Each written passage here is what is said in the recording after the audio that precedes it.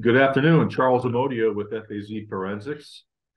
I specialize in lost profits litigation, lost earnings litigation, and I'm here today with my colleague and partner, Dave Consigli. Dave, why don't you tell us a little about yourself? Sure, Charlie. My name is David Consigli. I'm a CPA. I have an accreditation in business valuation. So I specialize in valuing privately held companies for the purposes of estate tax planning and preparation, shareholder disputes, and divorce engagements, and some M&A work. Nice. Hey, how did you get into valuation? So I've been in public accounting, Charlie, for 37 years. I'm going in my 37th year. And I did, first of all, when I first got into public accounting, I was thinking back then you needed 3 years experience to get your CPA. And I was thinking, I'm going to be in this for 3 years. I'm getting my CPA and I'm getting out. I'm going to go private, work for some great company. And that never happened. So probably about I would say about 6 years into my career, I went on my own. I was a sole proprietor. And one of my clients, I think I had two business clients at that point in time. One of them came up to me and said, "You need to value our business. One of us needs to buy the other one out." So back then, there's no internet. So I overnighted three-ring binders, the PPC binders. Remember those? Yeah, I I do. I do. over I overnighted the business valuation one, and I spent 80 hours figuring, reading, pouring through this book, how to value this company. So I value the company, and the total company's worth $50,000. Right. So I came out with my valuation. So I sit the two partners down, and I got this report, and I'm going to give them this big presentation. And one of them just says to me, "What's it worth?" And I go, "Well, I'm going to tell you. I'm going to go through your report." And he's like, "No, I don't care. Just tell me how much it's worth right now." I said, 50 grand. He said, "A piece?" I said, "No, each." And he said, $25,000 a piece. I go, "Yeah." And he turned to his partner and goes, "I'll give you 30." The partner goes, "Done." And they shook hands. So I'm like, wait a minute. And I think it was an unfinished furniture store. I just got on my own, and they gave me a desk as my payment, a really nice desk. We still have it. It's in my son's room. And I came home, and my wife said, does your business plan include any cash paying clients?" because because the mortgage can't be paid with a desk. Yeah, So yeah. yes, then after that I got a few more paying clients, got a few more referrals. I was very interested in it. I thought it was fascinating. I went to NACVA, I think for a week or 2 weeks, I forget what it was, and came home with a certified valuation analyst certificate. I had that credential, since got the ABV, gave up the CVA. And yeah, I was just really fascinated with it. It was just really good work. I got some marketing material, bought a newsletter and sent it to all the attorneys that I knew. And a couple of them called me back. I remember getting a call from one, and he said, "I need you to do a valuation of a company for a divorce engagement." Explained the situation to me, and I said, "I go, how'd you get my name?" And he said, "Well, I get your newsletter." And I said, "Oh, really? What do you think about it?" And he goes, "Well, I don't read it. I just put it on my desk because I knew you did valuations and I might need somebody someday." So that's pretty much how I got into That's pretty cool. That's pretty cool. So based on your accent, I think you need to tell the audience where you're from exactly and a little more on it. your background there. Our office manager, Ashley, says that my Boston accent comes out when I get excited or mad. So I probably got excited when you asked me how I got into valuation. And yeah, so I'm in Boston. I was born and raised in Boston, just outside of Boston. You got to be careful because if Boston people hear that I say I'm from Boston, I'm actually from a town called Medway, which is about 25 miles southwest, they would flip out. "You're not from Boston. What are you talking about? You're from Medway." Unless you're from the five, I don't even know what the five are: Dorchester, Hyde Park, Rosendale. And I'm trying to think. Inner city Boston. I'm from Boston. Yeah, yeah. So why don't you tell everybody how you came about to join FAZ? We've been together for a little over 2.5 years, and why don't you give everybody a little background on that? Yeah, so it was actually kind of a unique situation. So I was, like I said, I've been in public accounting for I'm in my 37th year. I worked for a firm. I went on my own. I bought a firm, sold that firm, or merged that firm with another firm. And at that point in my career, that was probably 2011 to 2016. And one of the reasons why I had merged with that firm is we talked about I wanted to do valuation work completely full time. I wanted to get out of accounting and tax work and just concentrate on building a valuation practice. It didn't necessarily work out, and I ended up leaving and going to another firm, AAF CPAs in Boston, and it's probably a firm of about 300 people, and was their first hire just strictly in valuation. So we built a little bit of a practice there. Probably did about 350 in revenue, something like that. And but what we found, and what I found, was that their accounting and audit practice was heavy in nonprofit.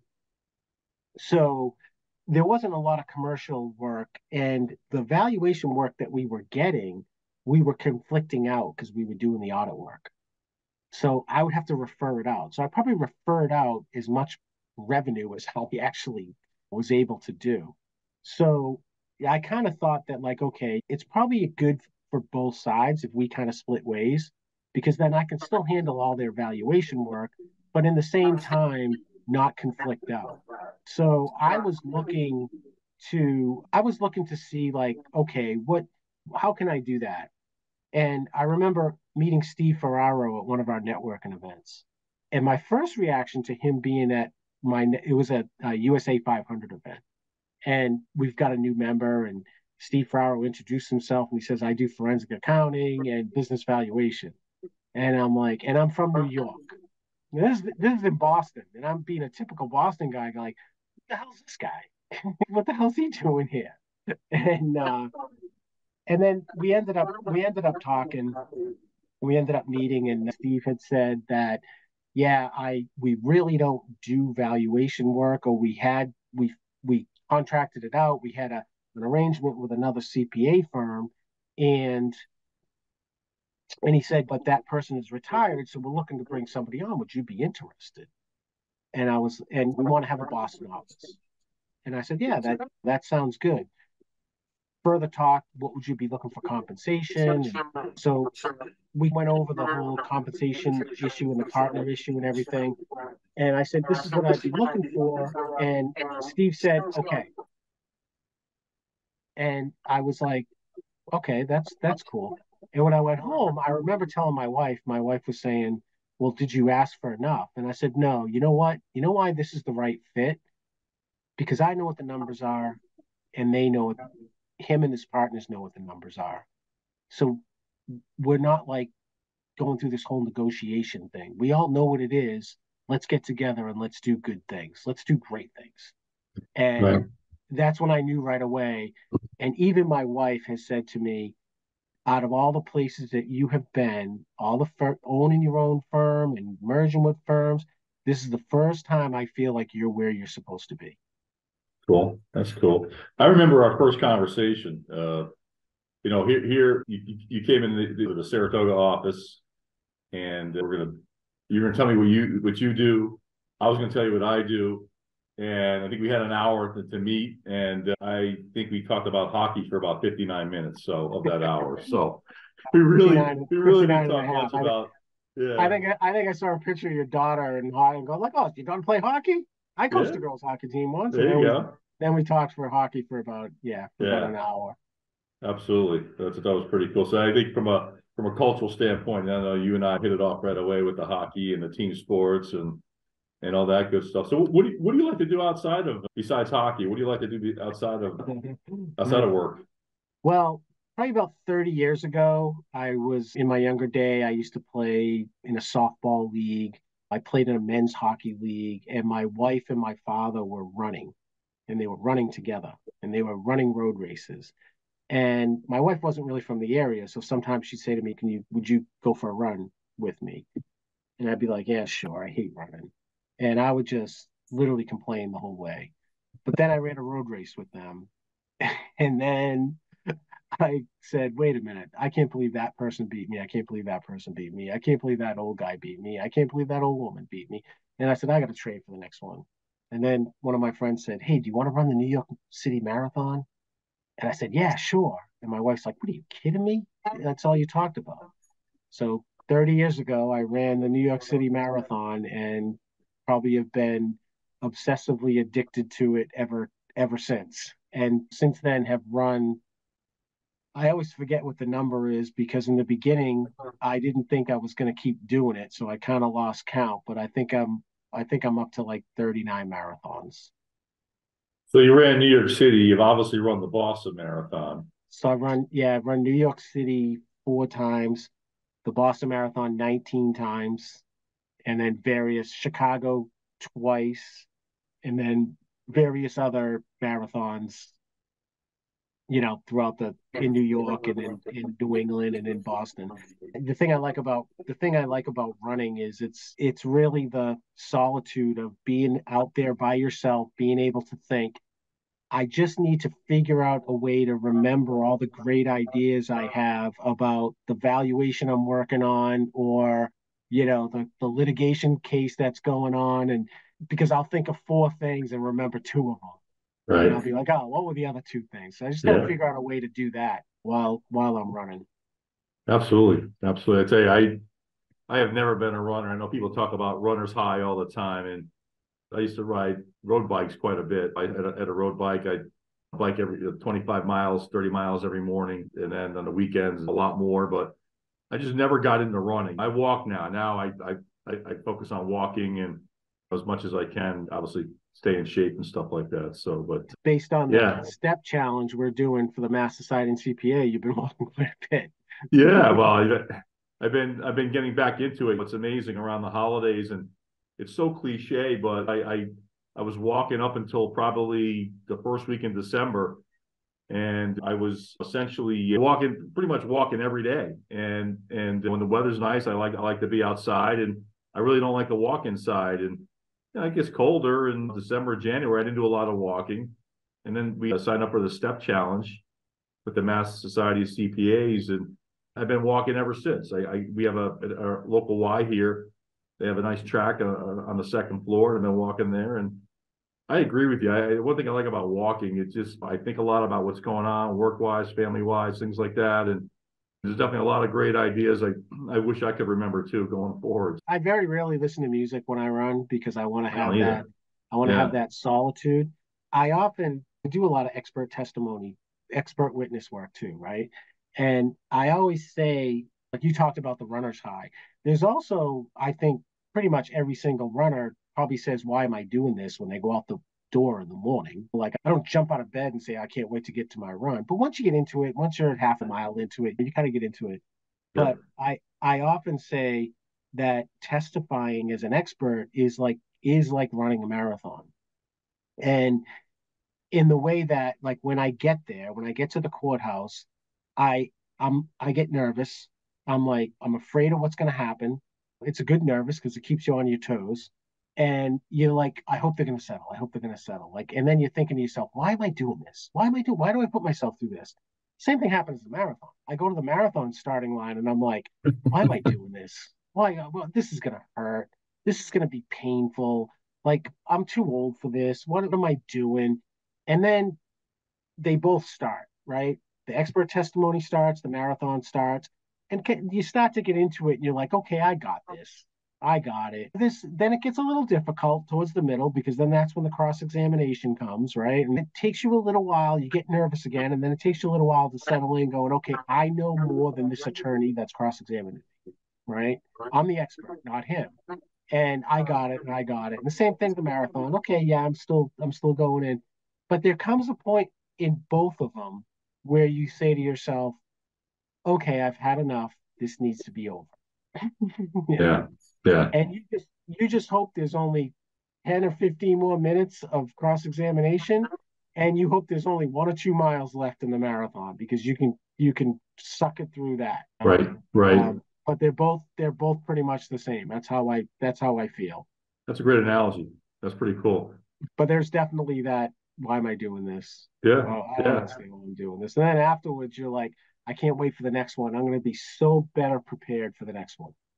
I say that every time I come off the stand. Like, oh, next time I'm going to be even more prepared than I was.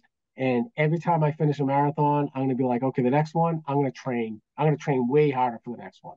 I'm going to stretch or I'm going to lift weights or So whatever. I can't relate to the running comparison, but I definitely can relate to the testifying and how you can be better next time around. That's one of the things I like about testifying. It keeps me, like you said, it keeps you sharp, keeps you on your toes. Definitely, you kind of rethink about how you do things and your processes and how you document things and things of that nature. So I definitely can relate to that.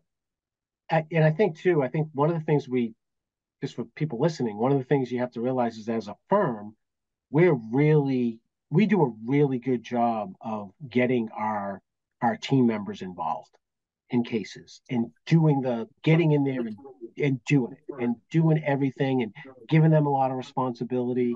And every time that, and we have great team members, right? Really smart team Right. members. Well, Absolutely. sometimes they'll say to me, no, on this value, I really believe this. I really believe that this is the way. And a lot of times, and sometimes I'll agree with them, but sometimes when I don't, I'll say to them, okay, so when I'm on the stand and the opposing attorney asks me, well, why did you think of this because of this, and this? What's my answer going to be?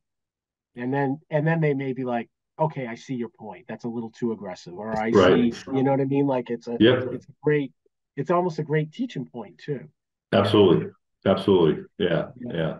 I hear that you. that that fear of being cross-examined. Yeah. So what's your favorite, I guess, what's your best valuation story? I mean, I know that you and I talk every once in a while, and there's always a good valuation story. You know, any good valuation stories you want to share? Yeah, I probably should have thought of more, but one of the ones that comes to my mind is it's probably more funny than anything is well, I guess it's not funny because it was a divorce case. It was the first litigation case that I have. Actually, I have two. It was the first litigation case that I had, and it was the attorney that called me that said, no, I get your newsletter. I just keep it on top of my desk in case I need somebody. It was a divorce, and he had said to me, yeah, that we can't do the business. You can't do the business for you. We have to depose him because he won't agree. The business owner won't agree to do the interview. So I go to the office, and the stenographer's there, and she's typing away. And the first question I ask the guy is, when did you start your business, and why did you get into it? And he said, well, I just got out of Walpole State Prison for doing 5 to 10 for armed robbery, and I needed a job. It was a little more colorful than that, but you get the point. There's a few more adjectives in it. And then he turned to the attorney.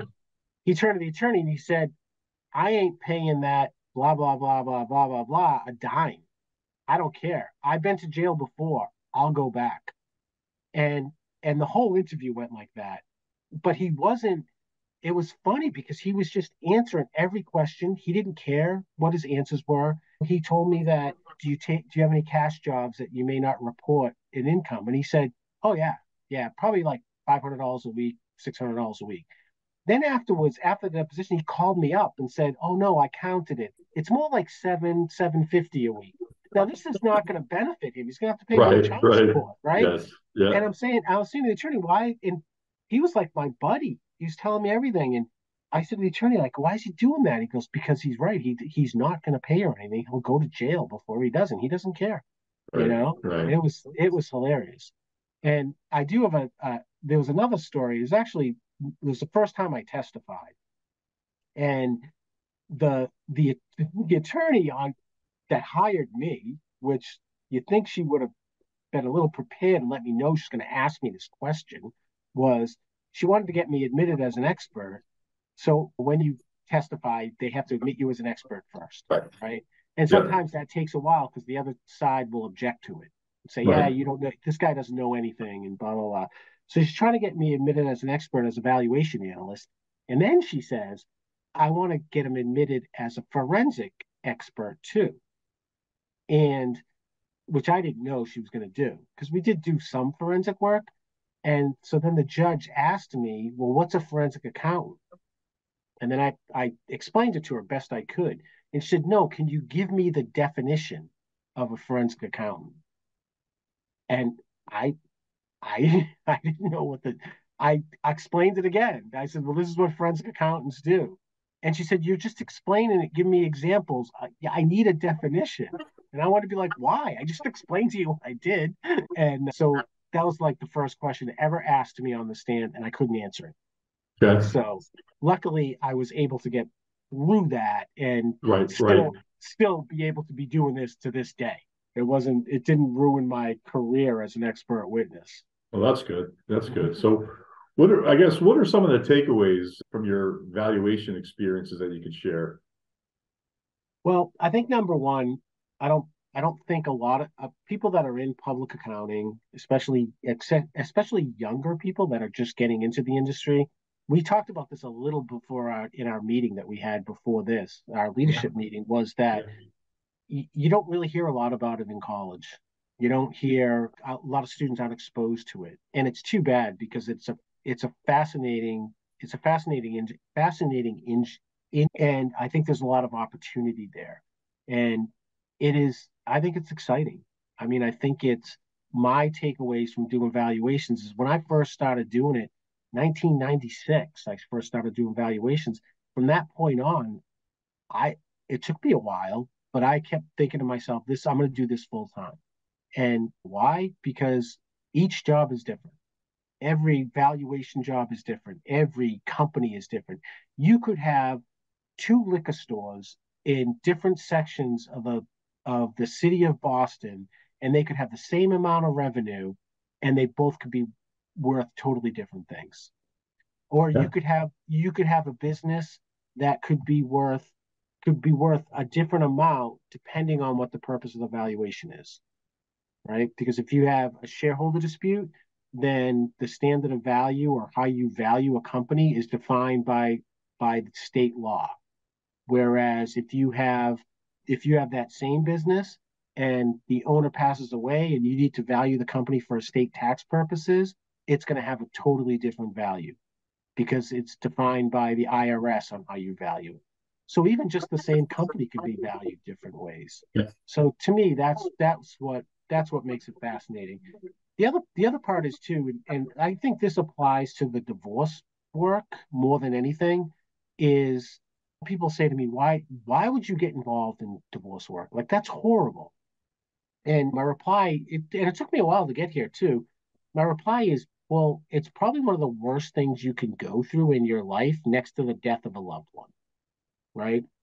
So if you're if you're representing the outspouse, the spouse that doesn't own the business, that has no idea what this business is worth, you're really helping them eliminate one of the stress they have in their life, right? Am Okay. I really taking a beating? Am I being taken to the cleaners? No, this is a fair valuation.